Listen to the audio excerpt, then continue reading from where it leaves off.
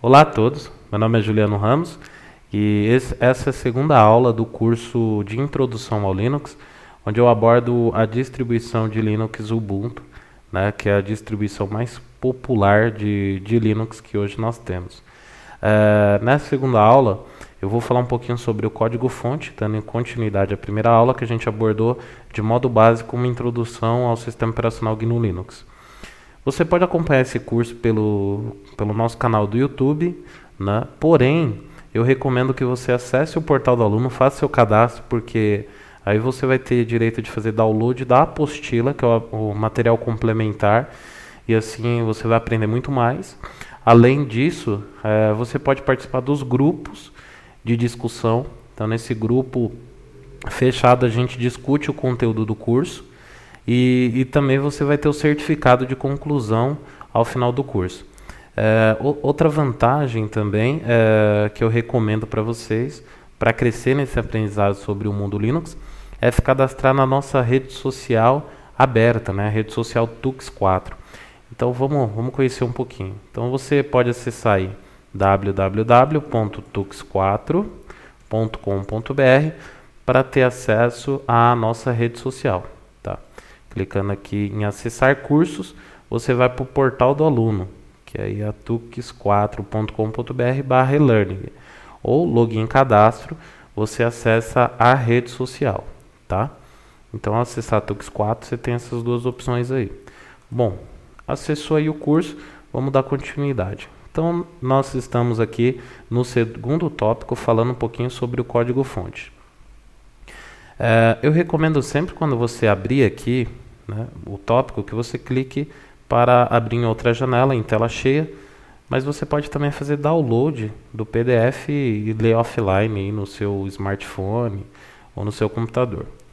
O que é o código-fonte, né? No documento anterior, abordamos o tema código-fonte, quando eu disse que os computadores, no início da década de 60, eles eram entregues junto com o software, e geralmente esse software tinha o código-fonte. Então eu abordei isso na aula passada. Então, mas o que isso significa? Então eu sempre explico o código-fonte como uma grande receita de bolo. Então eu até dei um exemplo aqui de uma receita de bolo de chocolate, que você precisa ter lá ovos, né? Chocolate em pó, manteiga, farinha de trigo, né? E aí ele explica o modo de preparo, como que você faz o bolo de chocolate. Você tem que bater tudo isso, os ingredientes e tal, adicionar o fermento, tem a mistura e sai o bolo de chocolate. Mas você só tem acesso ao código-fonte se é um software livre, né? Então, vamos pensar assim. Se nós não tivéssemos acesso à receita de bolo de chocolate, se tudo que nós pudéssemos fazer fosse comer o chocolate, mas você não pode saber o que tem dentro, você não pode saber como ele foi feito, provavelmente você não ia comer algo que você não sabe o que tem dentro, como é feito, né? Provavelmente você não ia comer. E é assim que funciona o software proprietário, como o sistema operacional da Microsoft, por exemplo. Você não sabe como ele funciona, você não tem acesso ao código-fonte. Tudo que você tem é uma licença de uso do sistema operacional. Então você tem o direito de usar o sistema operacional. Tá? Já quando falamos de software livre, um princípio do software livre é que você possa ver como o software funciona. Então você tem direito a ver o código-fonte, a receita do software, né, como a receita do bolo. Então o bolo, nós poderíamos considerar que o bolo seria, se fosse software, um software livre, porque a gente vê, né? Mas somente ter acesso à receita é realmente um software livre, né? Na verdade, para ser um software livre, você precisa ter 4 liberdades. Você tem que ter a liberdade de executar, você tem que ter a liberdade de estudar, você tem que ter a liberdade de redistribuir cópias e você tem que ter a liberdade de aperfeiçoar o programa.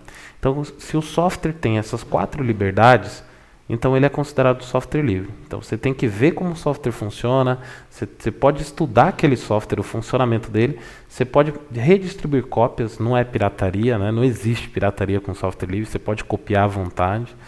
E você tem o direito, né, de melhorar esse software. Então isso garante, essas liberdades garantem que um software seja um software livre. Tá?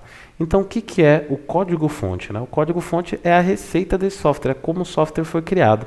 Você vê as linhas de código. Então, quando a gente usa Linux, a gente tem direito de ter as fontes, né, que a gente fala o source. Você pode ver como está escrito o kernel, né, como é o funcionamento dele. E isso garante a segurança. Você sabe que lá dentro não tem nenhum código malicioso que está espionando o que você está fazendo, tal. Por isso, o Linux e o software livre são considerados, né, o software livre em geral, os softwares, são considerados softwares seguros. Né? O Linux é considerado um software muito seguro, como o BSD também, que tem a política de código-fonte aberto. Então, porque você olha, você está vendo que lá ninguém está te espionando, você está vendo que não tem nenhum malware ali dentro. É diferente quando você utiliza um software proprietário, que você não tem acesso a isso. Então, é isso que significa um código-fonte, né, que é o conteúdo dessa nossa segunda aula. O código-fonte é como aquele programa foi escrito. Né? Então, um exemplo aqui de um código-fonte. Eu estou vendo aqui essa página da internet. Né? Se eu vim aqui e mandar visualizar, eu posso ter acesso aqui ao código-fonte aqui da página. Então, eu vou ver aqui, vou dar uma visualizada aqui no source, né? Então, esse é o código-fonte. Então, esse código aqui é que faz esse site, né? Todo esse funcionamento. Então, estou tendo acesso ao código-fonte, né? Então, quando você trabalha com Linux, você tem acesso às fontes, como que foi desenvolvido aquele sistema operacional. É isso que garante que ele seja um sistema operacional seguro. Legal? Essa foi a nossa segunda aula. Falamos um pouquinho aí sobre o código-fonte. E aqui você tem a apostila, né, para você fazer download sobre esse conteúdo. Agora nós vamos iniciar a videoaula do terceiro tópico, o qual nós vamos falar sobre os conteúdos complementares. Né? Então aqui eu tenho um link para vários conteúdos complementares. Mas vamos deixar isso para a próxima aula. Ok? Mais uma vez, agradeço, convido vocês para conhecer a rede tux4.com.br. Vamos que vamos, até a próxima aula.